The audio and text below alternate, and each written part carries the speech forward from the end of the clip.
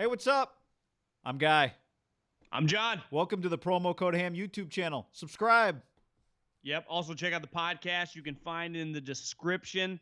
Haberman, that's him. Middlecoff, that's me.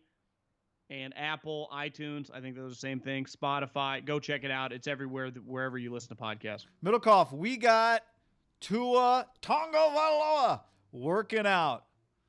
Agility drills, throwing the football, hip movement, looking good. He can't end up at number 5 with all that going on. No way. Well, Guy, when does a player of his stature that was the number one guy talked about being tanked for, and it's really happened several times, would you say the last decade? Luck was the one that really stood out. You started tanking while they were a sophomore because unlike the NBA, you can't touch the guy till his third year. So we dialed in on this guy. I mean, I think the first time non-diehard SEC fans found out about him and just the power of Tua was the national championship, right? His true freshman year. And typically you'd say Saban, redshirt, a guy like him, he was splitting reps throughout that season, then throwing him into games. And then they just went full on. He won him that national championship game, and they never looked back. I mean, he had his sophomore year, the greatest season in Alabama history from a quarterback, 43 touchdowns, 6 picks. And I know we talk about Joe Burrow's season, and it was incredible. 60 touchdowns, 6 picks, but 43 touchdowns. This year, he was 33 and 3 in game 9 before halftime. You're talking Alabama. Let's assume they win that final game against Auburn that hits the upright. They probably make the playoffs as the 4th team. Maybe he gets 14 games. Hell, maybe he gets 15. Those numbers could have been 48, 49 in 5 or 6. So you're talking about the numbers with Joe Burrow and him, and he'd been doing it over a longer period of time, right? Joe it's an incredible one-year wonder, but he's a one-year wonder. Tua was really putting together a 2-year career against the SEC elites. And I would argue Burrow, okay, call it a one-year wonder, but maybe you could also call it a culmination of 5 years of work. Tua, when he had that incredible season as a sophomore, that was his first year. He was a true sophomore, right? And he had thrown, before that national title game, 30 passes the whole year, or completed maybe 30 passes, maybe threw 45 passes. I mean, somebody had to play against Mercer. But, yeah, that was his second year as a college athlete and his first year as a starter.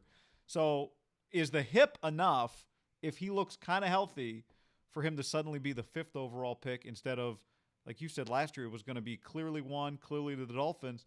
It might still work out for Miami, but if he's healthy, he's not going to be there till 5. They're going to have to go get him. Let's use 2 drafts over the last half decade that had pretty, I wouldn't say polarizing, but just prominent top end 2 quarterbacks that were clearly viewed as potential number 1 overall picks. Jameis Mariota, and it went Jameis 1, Mariota 2. And then the following year was Goff, Wentz.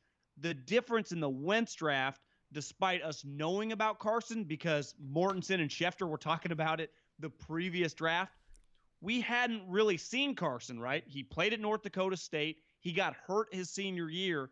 He was a great unknown. We saw a lot of specifically Tua, right? We saw a lot of Burrow this year, but it was really just 1 year. We had watched Tua and talked about Tua, and he had been Saban and everyone around Alabama that said of their decade era of dynasty of Alabama football, he was the best quarterback by a mile they'd ever had. They admitted it. You just took a pair of eyes to realize it, and then he just produced. Now, he was playing with some great receivers. Now, so was Burrow, but they were eviscerating opponents, Guy. I mean, through the air. And you would say historically with Saban, even the previous year, right, with Jalen, it was just this ground attack that was unstoppable. They could get you through the air, but this was like Andy Reid, Mahomes, Chiefs through the air. Alabama never looks like that. So, right? Yeah, so there's a few elements to this. 1, who else wants a quarterback? 2, who has the equity to go get one?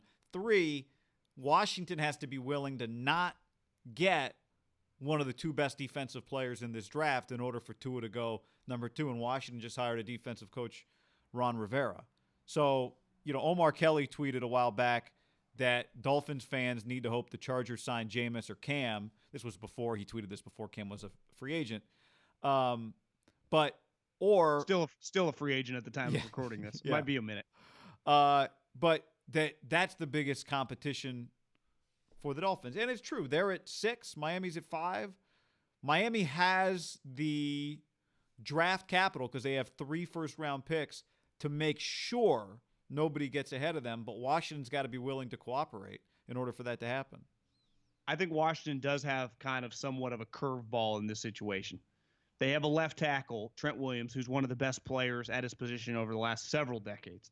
He is not going to play for the Washington Redskins this year. Yeah. They're going to trade him. Ron and Jack could not mend that fence, it turned out. No, they couldn't. So they're going to get a second-round pick, more than likely, I would imagine, sometime leading up to or maybe on draft night. You can get, like, I am not into the business of trading away from prominent pass rushers. If you think Chase Young can be Nick Bosa, Joey Bosa level, it's smart to take that player.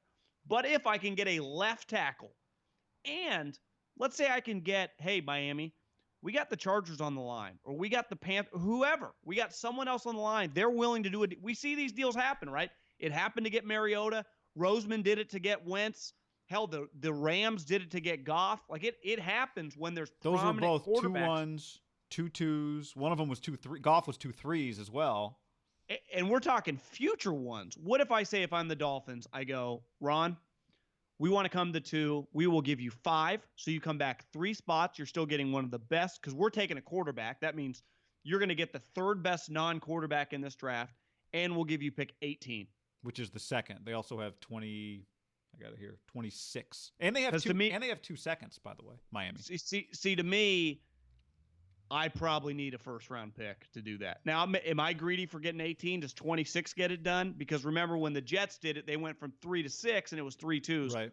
I would probably do the deal. I would definitely do 5 and 18. I'd have to do some math.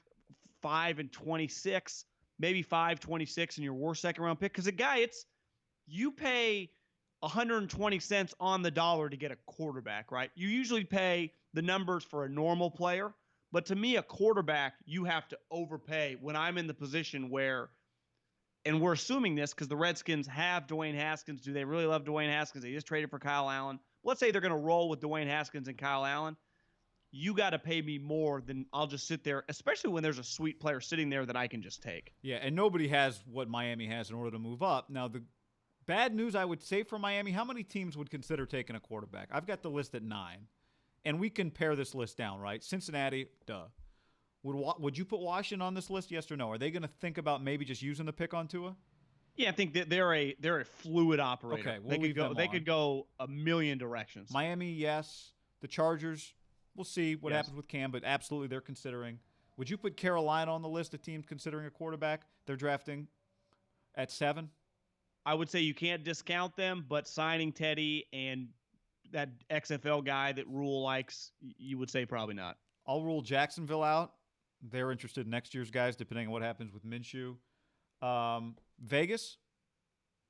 You can never rule Gruden out. Okay. Tampa Bay? I'd say no. They need to use that pick on some help for Brady. New England? When's Bill Belichick ever traded up? So that's 7 teams. One of them is ahead of Miami. They're one of them. So that's 5 other teams behind Miami that they've got to worry about. I feel very confident. Hell, I'd bet the house that Tua Tagovailoa ends up on either the Dolphins or the Chargers. And more than likely, one of those 2 teams is going to have to trade up. We see it every year, Guy. We saw it one time with Mitch Trubisky when the Bears, people just get spooked and just came up one spot where clearly the Niners were not going to take Mitch Trubisky. So the Dolphins, part of having all this ammo, you have all this money in the bank.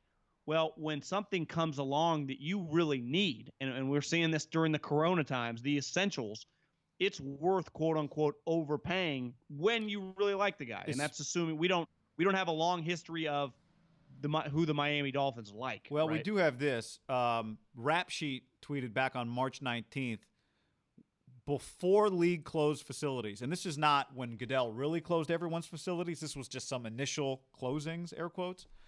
According to a source, the first call that the Dolphins made to try and get somebody to hurry somebody in for a visit was Tua. The logistics didn't work, but he was their first call.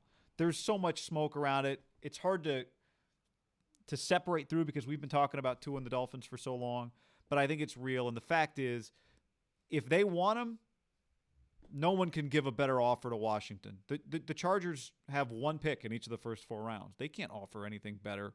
You wouldn't take the Chargers 1 next year instead of the Dolphins' 18th pick this year. No, because what if the Chargers are picking 27th next year? They could be really good. Here's the other thing, Guy. What's the point of having all this ammo? Because you could easily justify, if you're the Dolphins, well, who's going to take them in front of us? Are the Chargers going to jump us? They would have to offer next year's one. You look historically, that is not what the Spanos family does. And maybe they could just justify, we'll just sit behind Miami and take the third quarterback. But to me, you have to pull the trigger given what you gave up in Laramie Tunsil, Minkah Fitzpatrick to be in this position. And you, unlucky is the wrong word. They earned the wins at the end of the season, but they won, 3 of the last 5 games? Like, the tank had worked up until December when they started winning football games. They should be, if they had just been going like they were in November, October, and September, they would have been if they were at 2, we wouldn't even be having this conversation. But they're knocking off the Patriots. They're beating the Eagles on Thanksgiving. It's like, what are you guys doing? And now they're in this position where I would imagine they're going back and forth. Do we want to give up these picks that we kind of worked hard to get rid of that turned out, like when you trade Laramie Tunsil or you trade Minkah Fitzpatrick, those guys went, I think Minkah, right, both of them fell a little bit. Laramie fell because of the mask, and Minkah fell. It was a weird draft. I think they got him at 12. Laramie was ahead of his time. Really was. But they gave those guys up for picks worse than where they selected them. And then both those guys, I mean, Minkah looks like a full-blown star for the Steelers, and Laramie's just a 15-year starting left tackle. So they did give up a lot. You got to have something to show for it. And to me, the only way you justify it is a quarterback. You can't end up with the second quarterback on your board when you're in the position that they're in, or I guess the third in theory if Burrow's number 1. You can't end up with anything other than your number 1 pick. And I think they're lucky that in this draft, if your second quarterback on the board is Tua and he's healthy, that is an incredible number 2 quarterback prospect on your board. When you just look at how good he was, what he accomplished in college, how accurate he is. When you just look at previous guys, what he accomplished, did he accomplish more than Goff, Wentz, Jameis, Mariota? Like, just look at his resume and his talent and the film. It speaks for itself. Now, he just has this red flag that he looked trying good to turn green. He's turn it green to him. Just keep putting those Twitter videos out. To a man.